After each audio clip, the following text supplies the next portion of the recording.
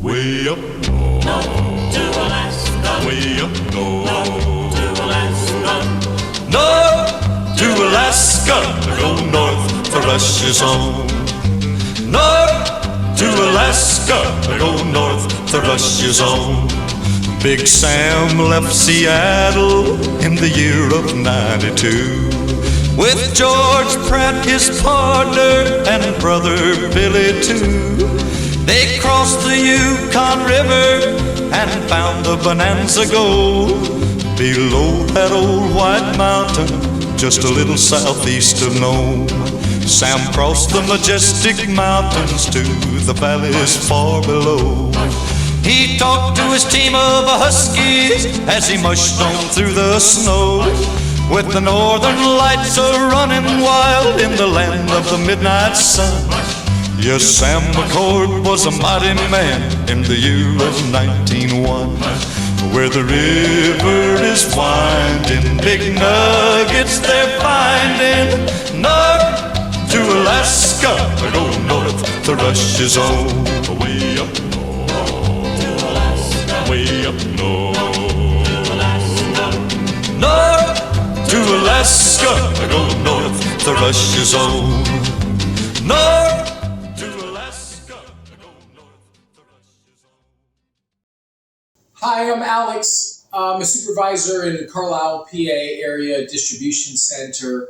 A lot of jobs around here, transportation, roadways in this area for that. When I was younger, I actually moved to Alaska. I lived in Alaska for about 18 months, traveled all different portions of the state, took flights down to Southeast Alaska, worked on a boat, worked at the airport in Anchorage. A lot of interesting things that I did, so I'd like to go over some of that. Why did I want to go there? Mostly just youthful and wanted to travel the world, see what the world had to offer. I had heard things about Alaska in the past. There's TV shows about Alaska, looked beautiful, so I wanted to go there. My parents gave me a car, a really nice 6-cylinder Chevy Malibu SS, 2006 or 7 Chevy Malibu SS. Got a tow hitch for it. Kurt tow hitch off of Amazon. Cranked it on there real good with a socket wrench and a hammer. Got a cheap trailer from Lowe's, $800, $900 utility trailer. Wrapped it all in plywood. Fit all my things on the trailer. Like Tetris, going into the trailer, all of the things I had, maybe left the large shop vac and a few other amenities at home. Changed some flat tires on the way, changed some flat tires on the Alaskan roadways. Sold my house, turned in my keys to the realtor, got a big check for the equity I had, went west.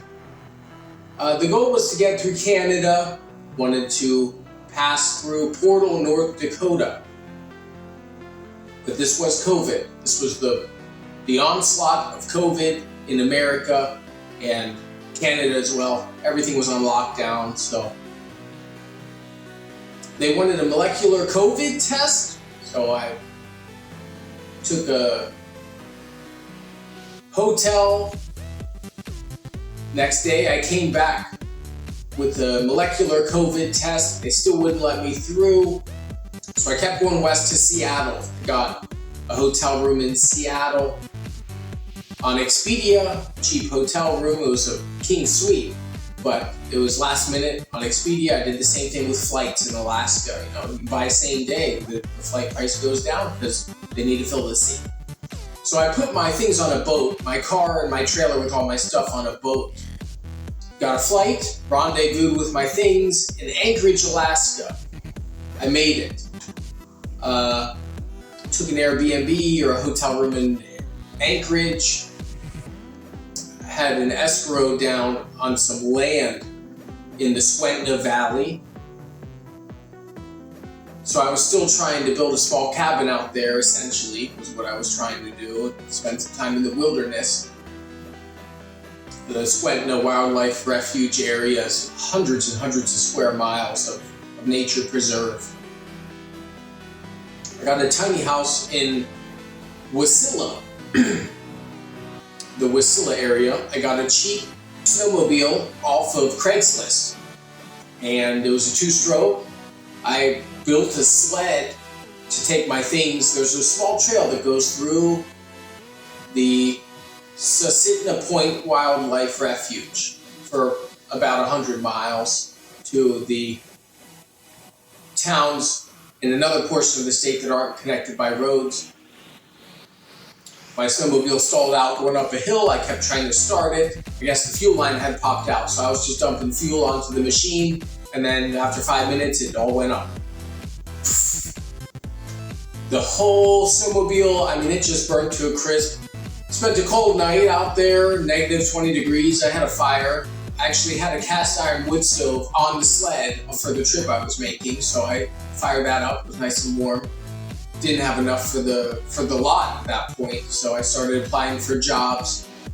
I come from a very plentiful area for jobs in south central Pennsylvania. A lot of industry around here. It's not like that in Alaska. I had to apply for 30 or 40 jobs just to get some phone calls. I had a good phone interview for engineer, mechanic, and deckhand. I'm not an engineer. I'm barely a mechanic, but I figured I'd give it a shot. I had a good phone interview for it down in the southeast portion of the state. Some things I remember about the Anchorage area, the trees, the vegetation, it's barely surviving. It's on the brink of death, not enough sunlight in the winter, too cold, not enough water, just starving of necessary nutrients. People say, locals were telling me that the southeast portion of the state is very different, and Expedia got a flight there after a good interview for a job, and it sure was that. Wow, is this just something different? So the boat, the 86-foot steel hull sport fishing yacht called the Perseverance, took guests out on weekly fishing trips, high-paying guests, for all day, every day, and it's a cruise too. You get to see wildlife, whales breaching the surface, and bears on the coastline, and everything like that. And they go very remote. They go to very remote areas of Alaska. We would also do duties separate from the waterways, helping the guests get their things to the boat, and making sure they got settled in well, taking care of their needs, kind of like a hotel service would be. The ramps for the dock were on hinges because we have 30-foot tide swings in Alaska when the sun and the moon line up. So there were ramps on the dock that went up and down for that 30 feet when the tide swing was big. And it was very dangerous getting the carts with the things down the ramps. It was at a 45-degree angle with a little bit of tread left on a metal ramp. You push the cart down to brake it. The brakes on the carts by pushing it down just didn't feel like a safe situation. I had heard stories about crew members that had let the carts go on accident. They just fly down the ramp and crash at the bottom and everything goes everywhere. So be careful with the ramps if you go to an Alaskan harbor town. Some of the coves we anchored in the remote southeast portion of Alaska were truly, I cannot put words to it, just an amazing view. The cliff sides go just as steep under the water as they are above the water, hundreds of feet deep right next to the coast, right next to land. It's kind of an odd thing.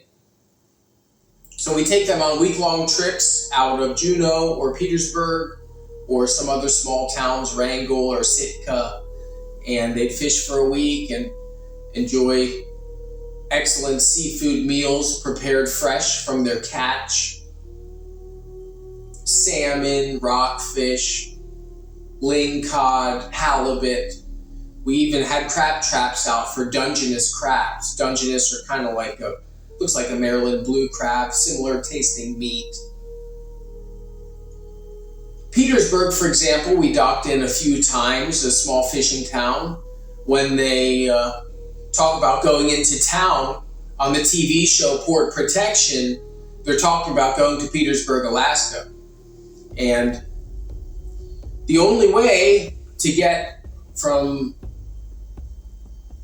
port protection to Petersburg on a relatively large boat is through the Wrangell Narrows. The Wrangell Narrows. And the Wrangell Narrows are a small passage west of a large river basin, sedimentary river basin in the area that is too shallow of water for large boats to pass through. So we went through the Wrangell Narrows. I'll show a clip of that, one of the wider parts of it. It gets down to a few hundred feet in some locations, but most of it is pretty wide. Large boats can pass through carefully. Petersburg, an interesting town. People totally cut off from the roadways of the outside world. Everything's by air or by boat for shipments. I'm sure it takes a long time. On our night off, when we were docked in Petersburg a few times, I would go for a few drinks at the bar, talk to the locals, and walk around town, talk to people having shindigs outside their house. Some people the better jobs were in the boats in Petersburg. I mean, I'll show a video of the harbor in Petersburg. There's a lot of boats there fishing for Alaskan delicacies and shrimping. And I remember the captain hated the trawlers. He hated the trawlers. He liked natural rod-based fishing, but trawling for fish is probably more efficient if you're doing it for supermarket production. So I did some maintenance in the engine room, helped change the oil on the twin diesel mains and the twin diesel generators, Cummins inline 6-cylinder diesel mains. The captain had a system where he would valve open the oil plug. He had pipes coming out of the oil plug. He would open a valve, pump the oil out, close the valve, change the filter, and put the fresh oil in. So that was cool. That was a system I had never seen before. A lot of details about the boat I could go over, but it's really about the experience. So I gotta give props to the southeast portion of the state for probably being the most habitable. Traveled Petersburg, Juneau harbors. We went to Wrangell. We hauled the boat in Wrangell. I remember pushing the 20-ton shackles for the straps to go around the boat away from the boat just so they would fit underneath, because we were about 18 inches from not fitting in the whole system in Wrangell. I think he saved some money by going there because it was a smaller machine. Whatever you call that machine that lifts boats out of the water. And the tip of Baranof Island, we did some fishing in that area for rockfish. I caught a yellow eye rockfish, which I believe is pelagic, non-pelagic. It scientifically finds a home for its life and stays in that general area. There's all different species of rockfish in Alaska. So that's kind of a protected species. I don't think you're allowed to keep them, but it's a good picture. To my knowledge and the crew's knowledge, trade secret, the tip of Baranof Island is probably one of the best halibut spots in the nation or the world, because all of the tide water that goes into the inside of the Southeast Alaska region goes around the tip of that island. Huge, hundreds of feet deep current going around a bend. I'm familiar with flounder fishing, and I know that flounder like that kind of an environment. For rockfish, you have to have a special release mechanism for the fish because they come from so deep that their insides of their body that regulate their depth almost blowed out. They need to be released back at that depth. The easiest way to do that was to take a surf fishing rig and cut the barb or grind the barb off the hook, put the hook through the fish's mouth and drop it down to the depth, and then pull the rig back up. It's actually legally you needed to have a rig like that on your vessel if you were fishing for rockfish in certain parts of Alaska. Learned how to tie a bowline knot, among other kinds of knots, slip knots, timber knots. I don't remember it all anymore, but I don't use it as much as I did then. I learned how to throw a bowline with one hand, essentially hold it with one hand, loop, go through, go back, go through again, pull it tight, get really quick with that.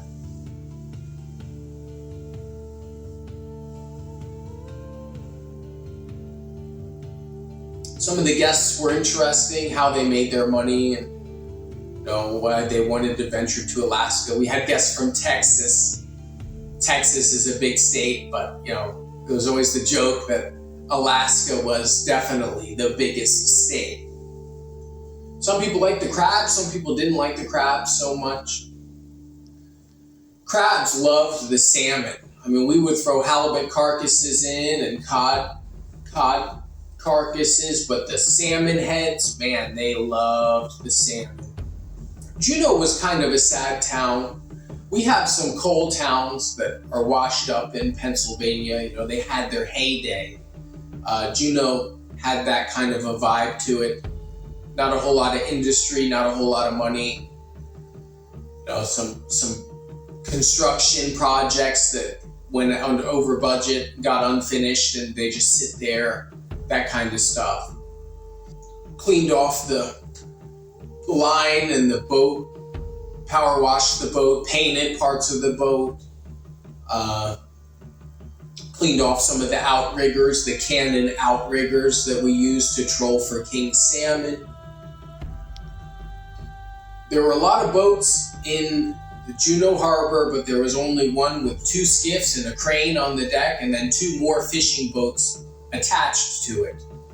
We actually pulled or towed the fishing boats behind the main vessel, the Perseverance.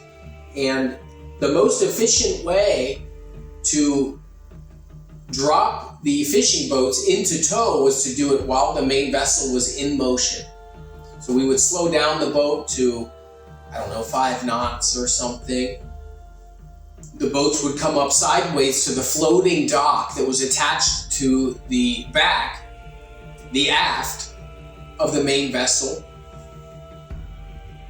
And we would offload the guests once we tied the boat in, and then we'd hook the line up to the front of the boat, untie it, drop it into tow with winches. We would tug or tow the 2 boats around with the main vessel. I had heard back from one of my previous job applications at FedEx Express at Anchorage International. And a lot of people don't know this, but Anchorage is, if you look on a globe and on a flat map, it's more of a straight line between Shanghai, Anchorage, and Seattle. Much closer to it than you would think. And a lot of the air mail coming into the continental United States gets screened in Alaska at Anchorage International. My employment was on the clearance team. I had site clearance through Homeland Security to work at the airport. My team I worked on also loaded the feeder aircraft, the Cessnas, that went to the Kenai Peninsula region, and we had a Saab that went to Kodiak Island. We had an ATR that went to Fairbanks. They all made a daily trip. We loaded the planes as full as we could.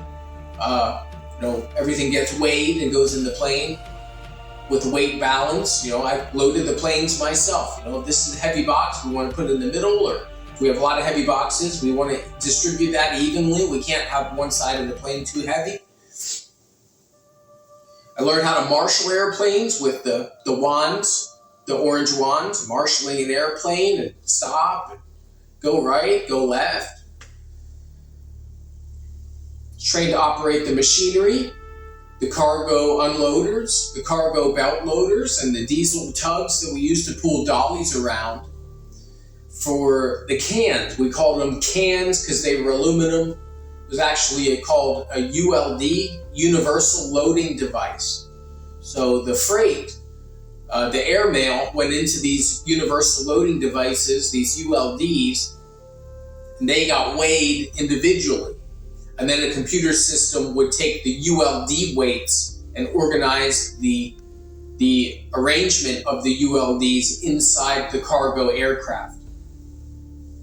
We worked with Boeing aircraft, 767s, 747s, and 777s. 777 only has 2 fans, but they are massive, massive engines. I mean, they are huge. They had a brand new 777, brand new with the stickers on it, and they gave us a tour. They let me take pictures of the cockpit and the plane. They had, sometimes aircraft maintenance would open the cowling on a jet engine, or a jet engine. We called it the ramp, because it all had a slight drainage angle to it.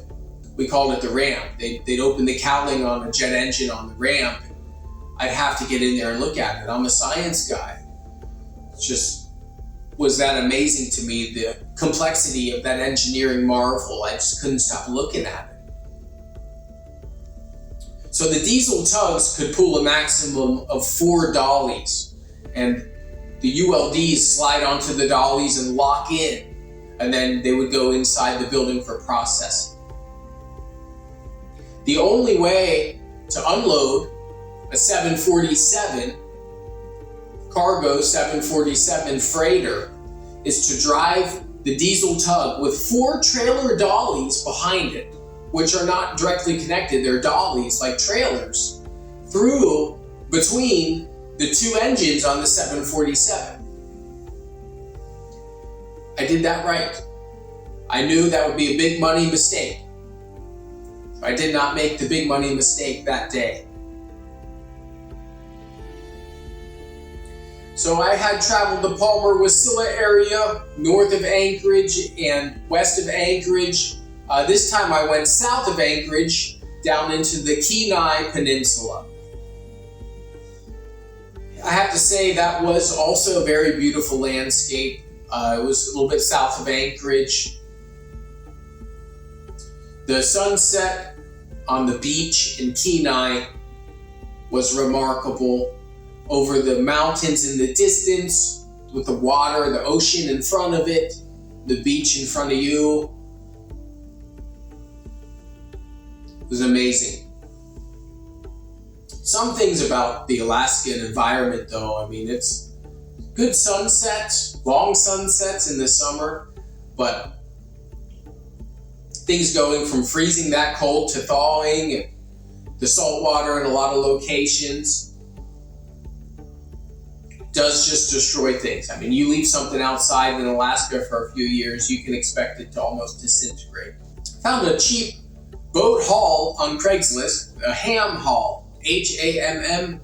George Ham, I guess, was famous in the Kenai Peninsula for his boats. Some fiberglass boats.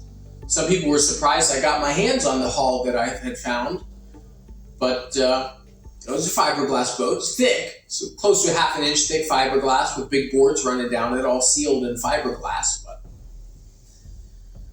And I found a Starflight 90S Evinrude outboard on Craigslist, connected to a skiff. I managed to get it running, but too many problems with the distributor cap, which not a whole lot. I like the distributor cap idea, but the propeller shaft was cracked and broke, and the throttle mechanism needed rebuilt, and I eventually just gave up on that project. I spent some time in the Homer area in the Kenai Peninsula. Once the boat was ready, I plugged the holes, painted it, put a cabin on it, and a windshield and a door, got a water heater and a few other things on Craigslist. I dropped it in the Seward Harbor in Seward. I spent a lot of time in Seward. I had brought a 1,000 watt, 1 kilowatt solar array to Alaska. I actually purchased the deep cycle lead acid batteries in Alaska and had them shipped to the tiny house in Wasilla that I had stayed at. I put them in storage until I returned from Juneau, or from Southeast Alaska, from the whole ventures down there. So I didn't have a functional motor really, but I did have a nice little cottage small boat with power, solar power, and $300 a month for a small spot in the harbor. I mean, that was my living cost really, and food for quite a while.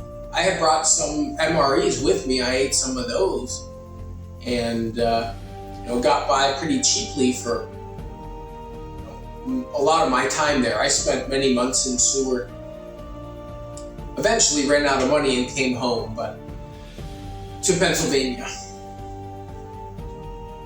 Interesting facts about Seward. Petersburg was a neat fishing town, but Seward had all kinds of history. I mean, the Iditarod was the remnants of the postal delivery all the way to Nome starts in Seward. There's a video I have here of a landslide that occurred over the road in Seward.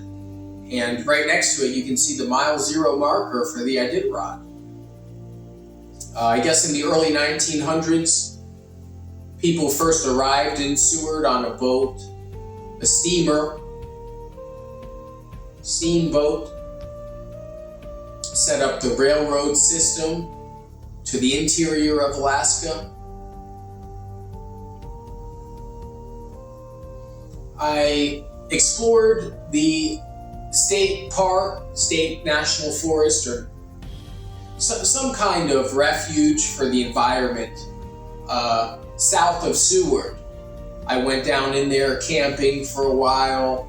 I explored some human-made trails and eventually broke off into my own exploration of wilderness, crossed some logs over some streams, and had my bear mace on me at all times. The geology in the region was very different from the shale and limestone of south central Pennsylvania, quartz and all different colors of rocks. And it was like a stone bed in the valley, because when the snow melt and the spring occurs, it actually floods a lot of the valley. It takes whole trees with it, really rearranges the landscape. So I hiked all the way back to Tonsigna Creek. Up one side, went kind of up a mountain a little bit. Up the other side, I found a giant waterfall in the back around the corner. Just turned the corner and I couldn't even look at it because there was so much air and water coming out of this funnel. It was like a waterfall into a funnel that had eroded over the course of centuries. Couldn't even look at it. I had to climb the mountain next to it just to look down at the waterfall. Being up that high, seeing the whole valley that way was really cool. So I did all kinds of exploration. A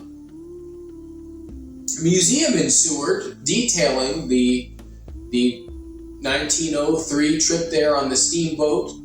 A terrible earthquake that led to destruction, maybe a small tidal wave or tsunami. The railroad coming in from Seward to the interior of Alaska.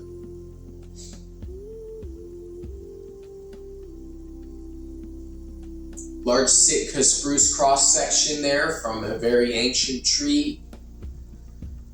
More than that, you go to some of these small towns and remote locations, you got to check out the local library and the local museum to see what it's all about. So that was the bulk of my experience. I have more details I could have went into, but I just wanted to get it out there. It was a loss in a way, but it was a positive experience in another way, and I certainly learned from it. A little bit about the culture. Alaska likes to drink pretty hard. Marijuana was legal there.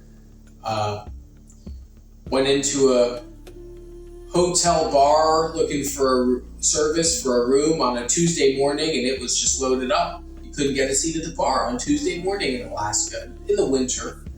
So, something to know about that place.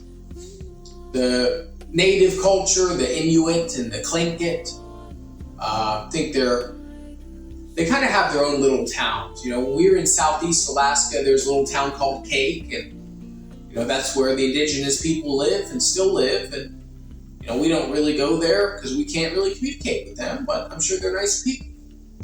And it was a similar story up north of Anchorage. There's some indigenous towns. In Kenai, I was walking the beach one day, and I look out onto the ocean, and there's an oil rig with tugboats pulling an oil rig out towards Anchorage. I don't know if they were going to work on it or drop it into water somewhere well, it was in the water, but I don't know if they're going to drop the pipe and cutter into the water to drill for oil.